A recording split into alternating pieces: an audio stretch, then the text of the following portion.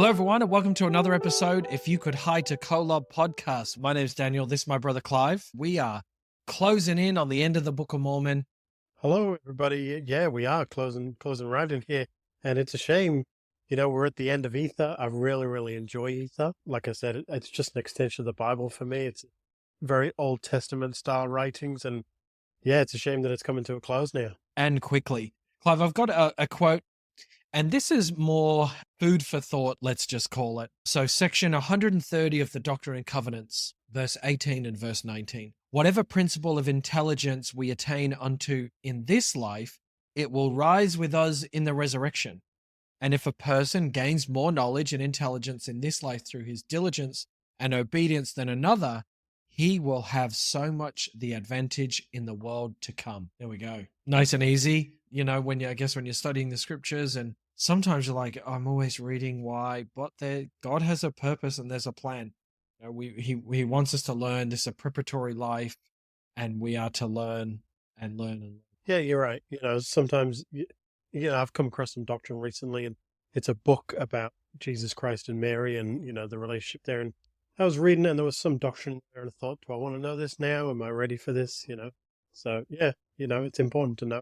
Sometimes you just want to know certain things at a certain time. It's always important to learn. I think so. And when you're learning something that's difficult, it's easy to just make a really quick judgment call if you're happy with that doctrine or not, based on the current knowledge that you have. So you see something that's really tricky and you judge it based on what you already know. Yeah. But if you judge it on, well, what else can I learn about this situation? How can I be impartial to this thing that's presented to me? And how can I go away and try and learn a bit more before I just make a judgment call? People 1,000 years ago made a judgment call on something because that's all they knew. 100 years later, they found something different. 200 years later, 300 years later. So if you quickly are shown something now, you might go, well, based on what I know, I don't like that. But that's assuming you know everything. That's really funny you say that, because I was actually studying the Nicene Creed recently and how it all came about. And that's exactly what happened there. They've gone, well, let's just pick something. Obviously they got together for a while, but basically they just went, let's pick something and we'll just run with it. Because we're not going to bother studying everything else. We're going to forget the 26 other Gospels. We're just going to focus on this. And yeah, you're right. For 1,000 years, that's the way it's been. All right. So we're doing Ether 12 to 15. And just a disclaimer here early on, there's just zero chance we're going to get through this whole thing in part one. Definitely. I'm just going to call it now.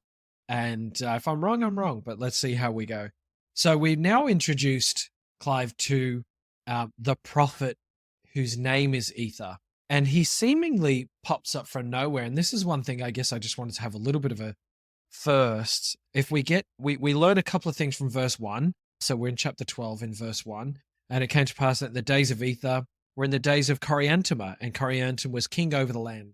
So we're immersed in this world where we've got this person called Ether, and Coriantumr is the king. And this is a world that we're just dropped into. Okay, so we know two things. We know there's a king called Coriantumr in the days of a guy called Ether. And Ether was a prophet. Okay, we've just learned something else. Ether was a prophet of the Lord. And here's the interesting point.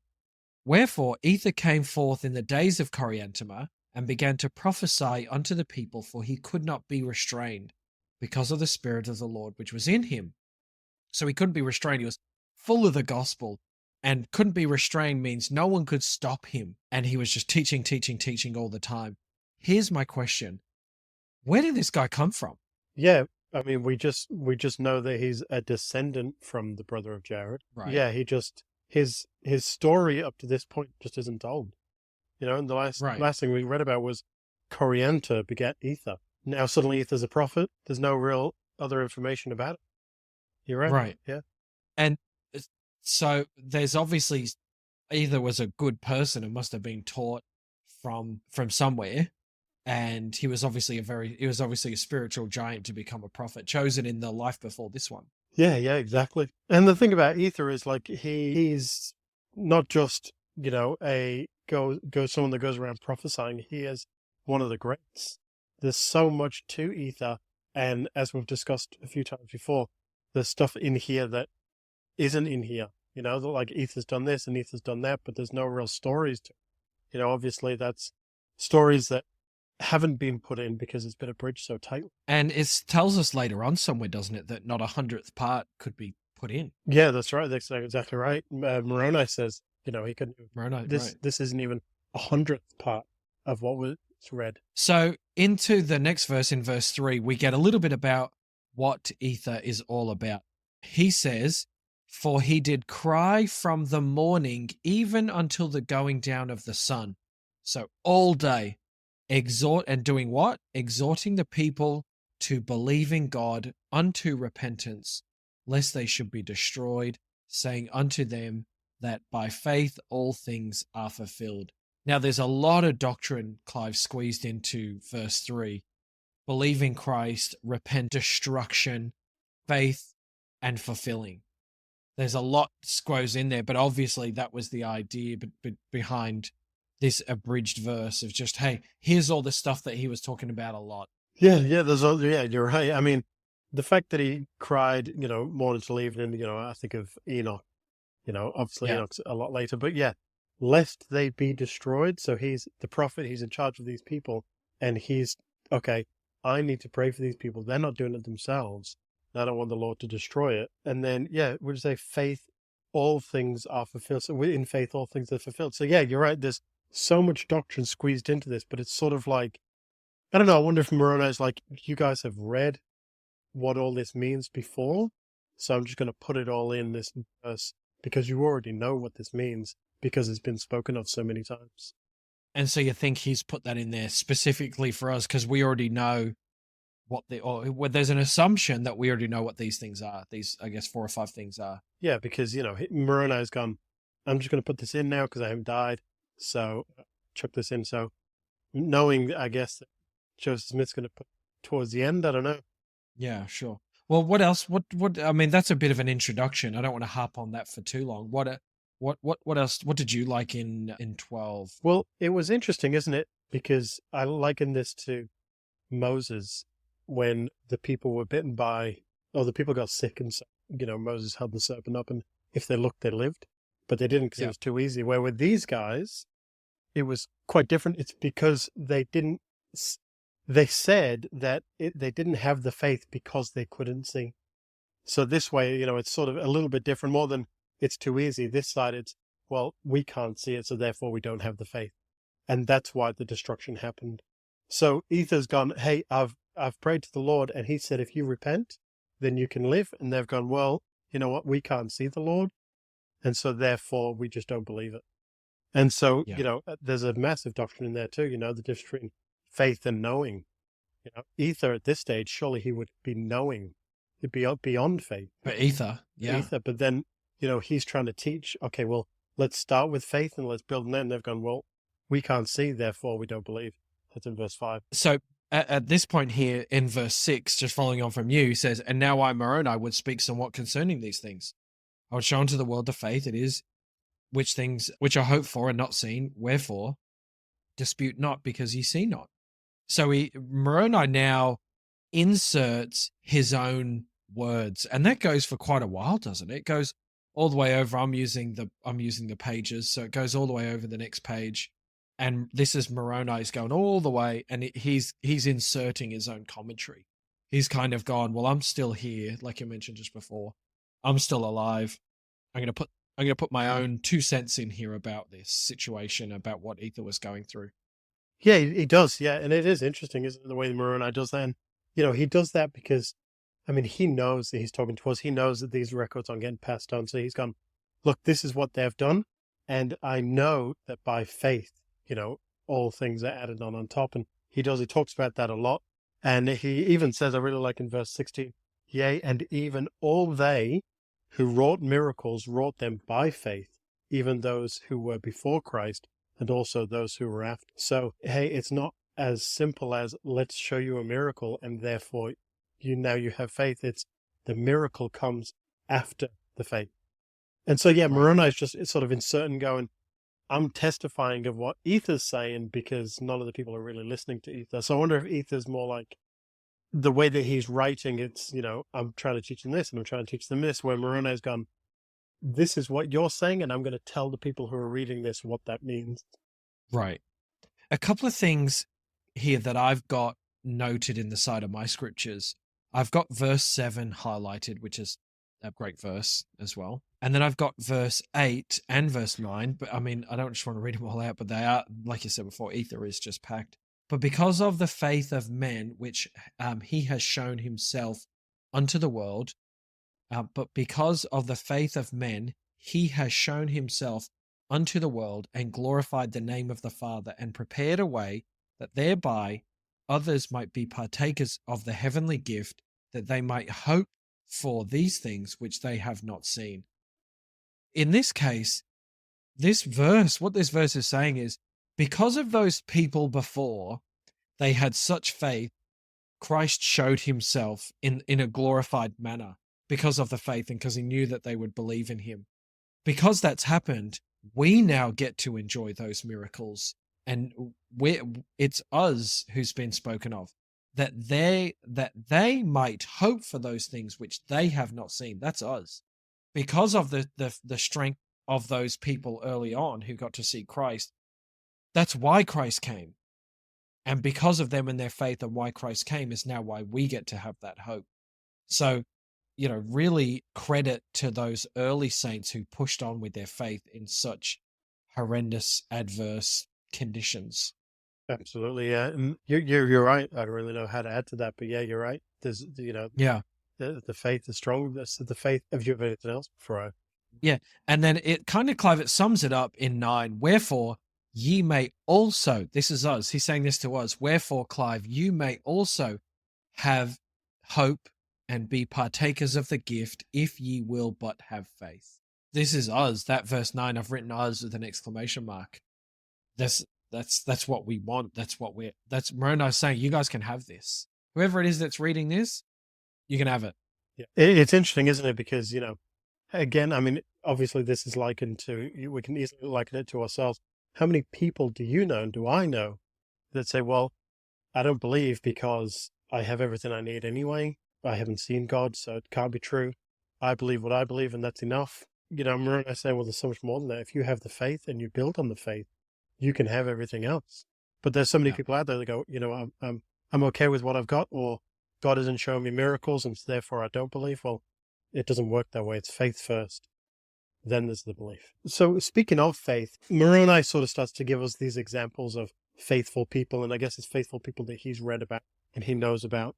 So I really like in verse 13 and 14 where he really gets into it, it says, "Behold, it was the faith of Alma and Amulek that caused the prison to tumble to the earth.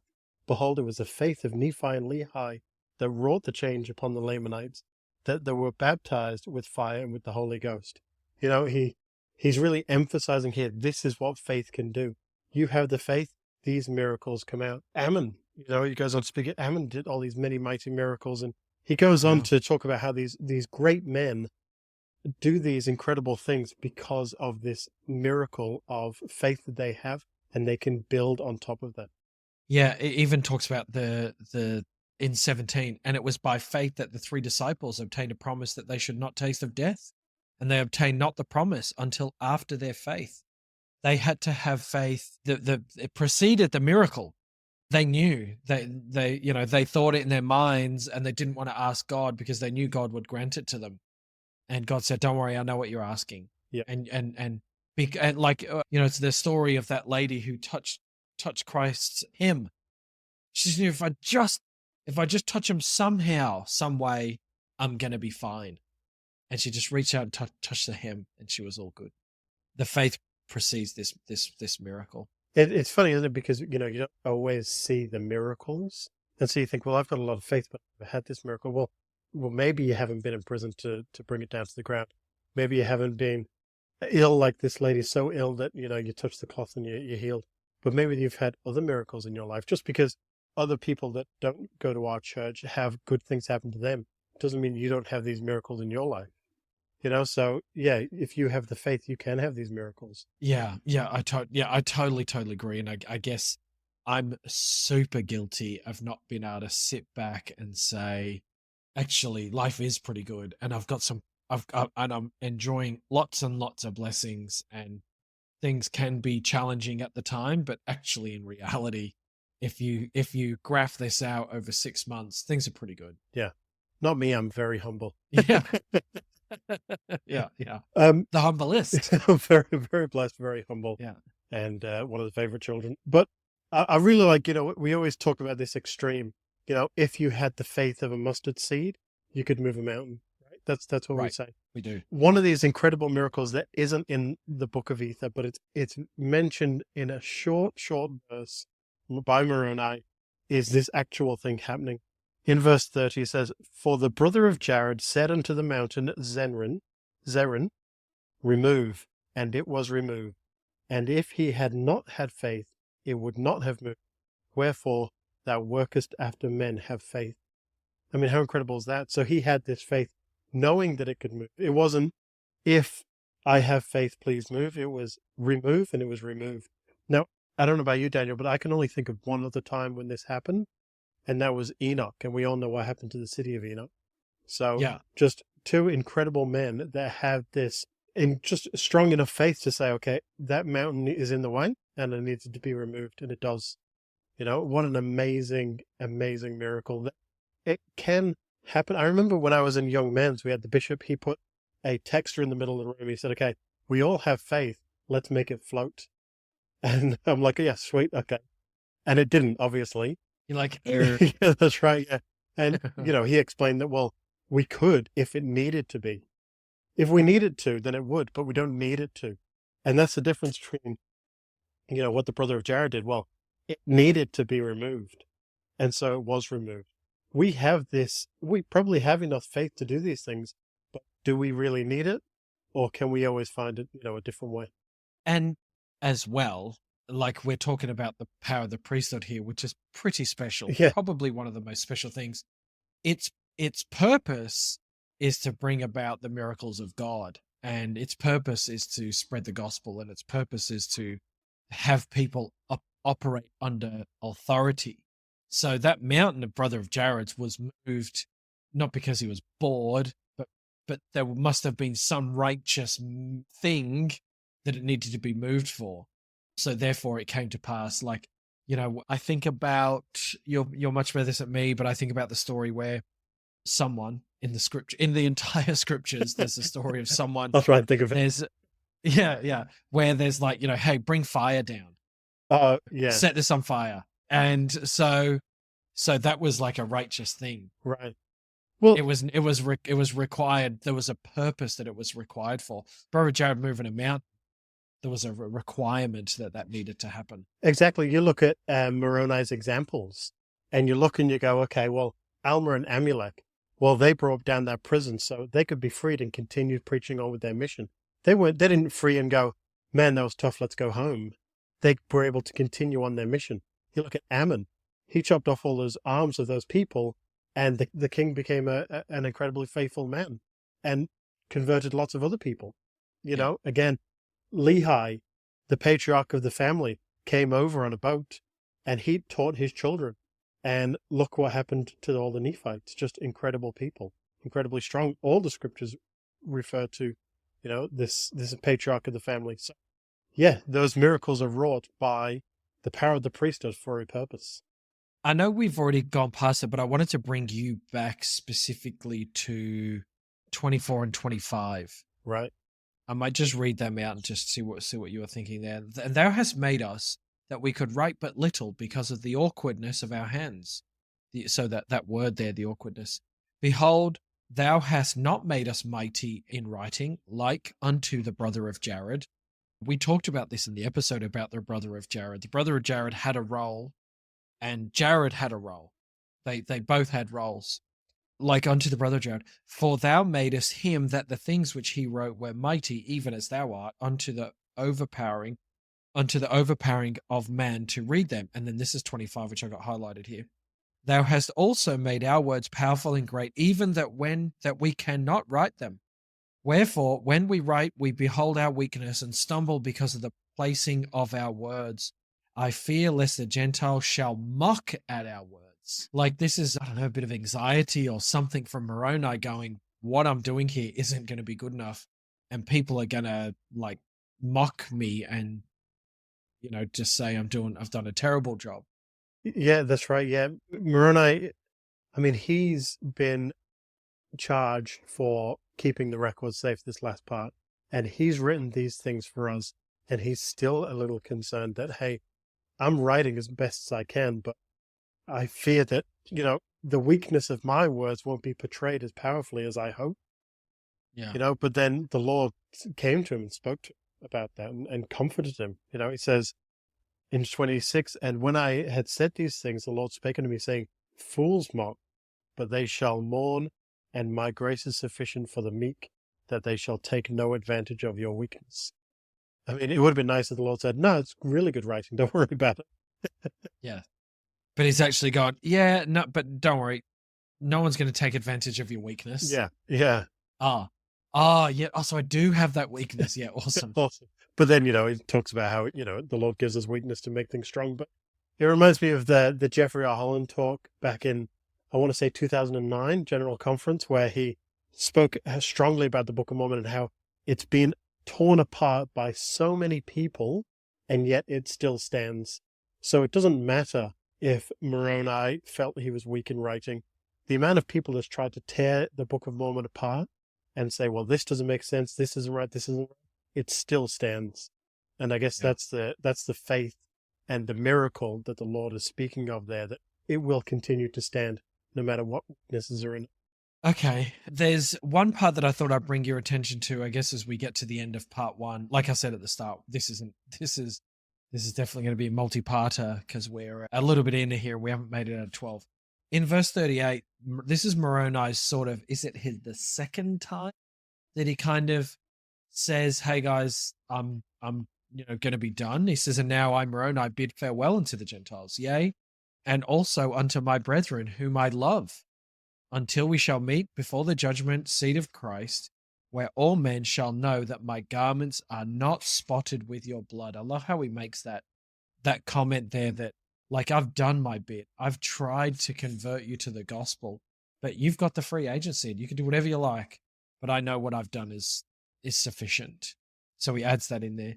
And then shall you know that I have seen Jesus, and that he hath talked with me face to face, and that he told me in plain humility, even as a man telleth another in mine own language concerning these things.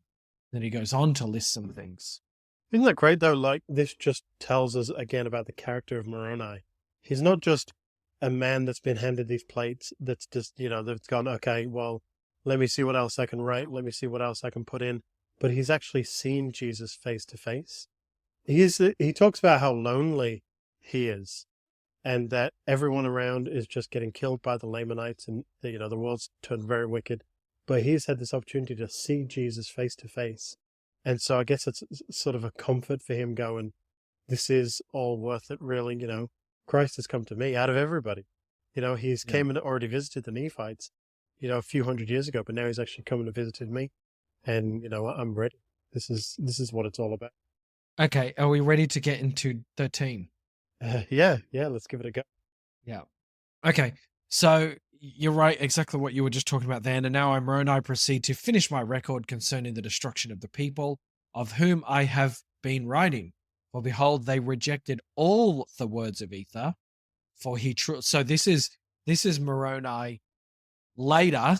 This is Moroni, so this is 700 years, I guess, after Moroni, maybe 500 or 600 years after Ether. Sorry, Moroni is 600 years after Ether. And so he's teaching people the words of Ether. And he says, but they all rejected them, for he truly told them all things from the beginning of man, and that after the waters receded from off the face of the land, so the great flood, it became a choice land above all other lands, a chosen land of the Lord. Wherefore the Lord would have that all men shall serve him who dwell upon the face thereof. And so taught people all about Ether. They've rejected the land. And so now he kind of starts to give us a little bit more about Ether. He tells us, he gives us a little bit more of an insight into some of the doctrines that Moroni's been able to read about, that he's been teaching his people about during the day. But there's a lot that he can't get through. And Clive, this verse here about the rock and where he lives, or where Ether lives, because he now goes back to Ether in verse 13. And I was about to write more, but I'm forbidden. But great and marvelous were the prophecies of Ether, but they esteemed him as naught and cast him out. And he hid himself in the cavity of a rock by day, and by night he went forth, viewing the things which should come upon the people. Yeah, well, I mean, let's split that up, I guess, because there's a lot in there. So, first of Yeah, all, there's stuff in there that he was about to write, but then he was forbidden, right? I was about to write more, but I'm forbidden. yeah, Now, that takes us back to the very first chapter of Ether, where he talks about the creation of Adam and Eve. And then verse 4 of chapter 1, therefore I do not write these things which transpired from the days of Adam until that time, but they have been had upon the plates, and whoso findeth them, the same will have power, that he may get the full account. So right. he's written some stuff, and he's told that, well, he's not going to continue that. And then he writes some more stuff, and they said, well, actually, now I've been forbidden to write it. Really, really interesting. So we know there's obviously so much to Ether.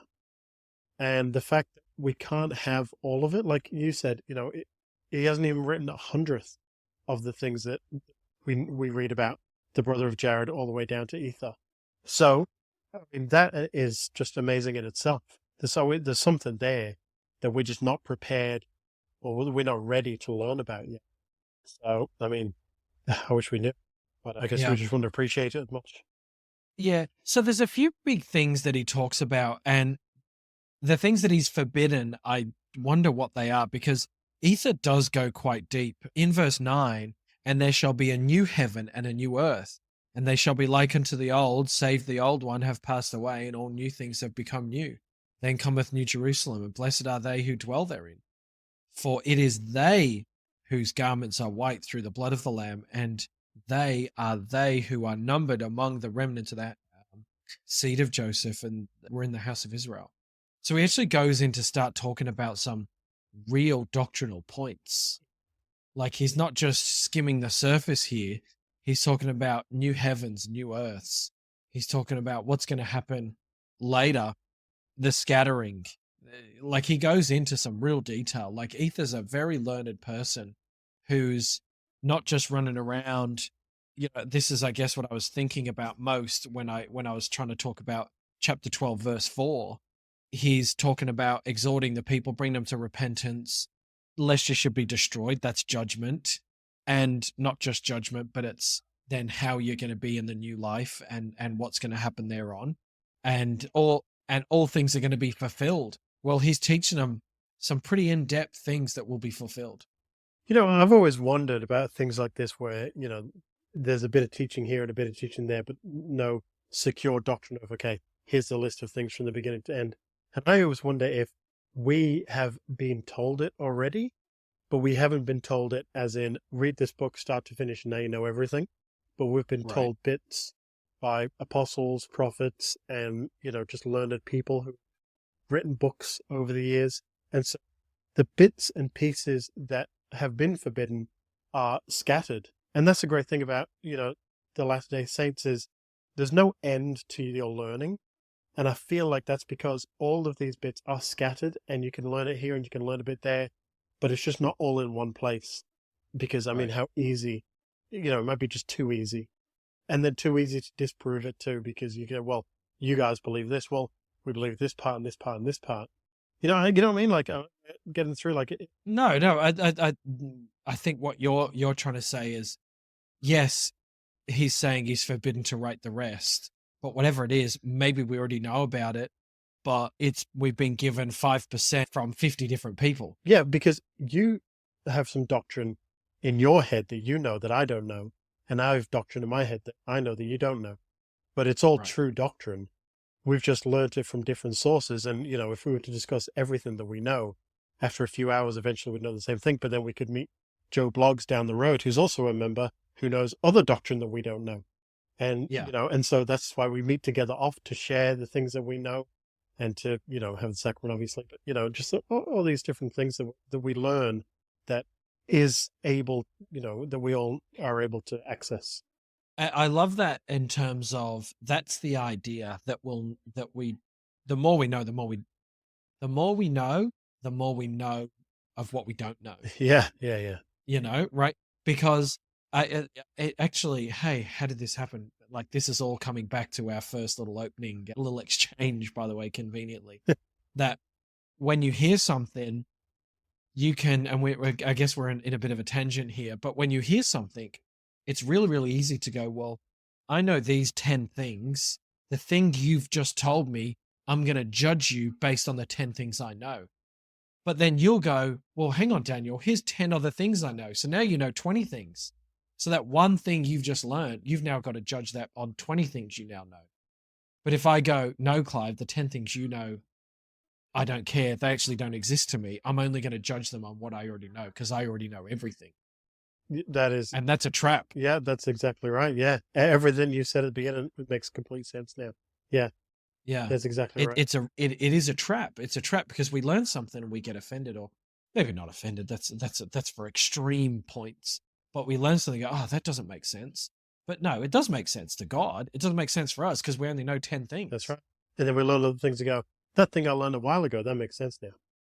That makes total sense because I've just learned 15 other things that make up more of the clear picture. It's almost like 1,000 puzzle piece. Yeah.